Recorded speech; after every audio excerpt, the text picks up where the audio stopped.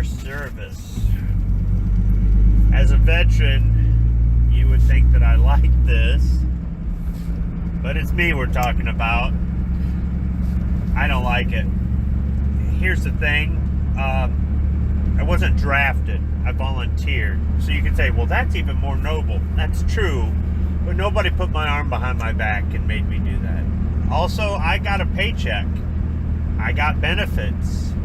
I got experience to help me out in the workforce as a civilian. And I got experience to help me as a productive member of society. Don't get me wrong, the way things are in the military, if you haven't served, sometimes there's a lot of politics involved. Sometimes it is a lot like a civilian job. It's just the penalties, I guess you could say, are much more strict. So the military can chew you up and spit you out. The military can take more than it gives. I do think that it takes a certain kind of person to want to volunteer for the potential of being in a combat zone. But overall, for me, I don't need thank you for your service. It was my choice, my patriotic duty. I would do it again. I would absolutely do it again. And I understand the meaning behind it.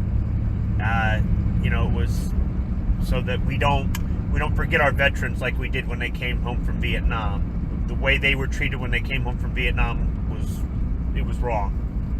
And I get that.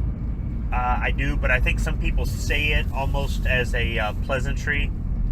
And I'm not looking for that. And when I hear thank you for your service from another veteran, be like, wait, dude, you were there too. So what are you thanking me for?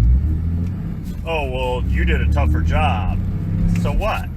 Oh, well, I never actually deployed overseas. So what? Oh, well, I've never been to a combat zone or got any medals.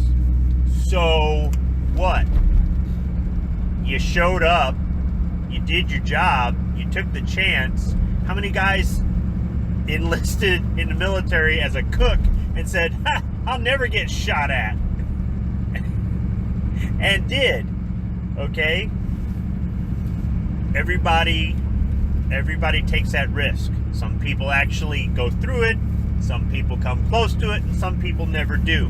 But we're all pieces of the machine. Just because you had a desk job in the States doesn't mean that you weren't part of what makes our military run. And our military keeps our country safe, at home and abroad.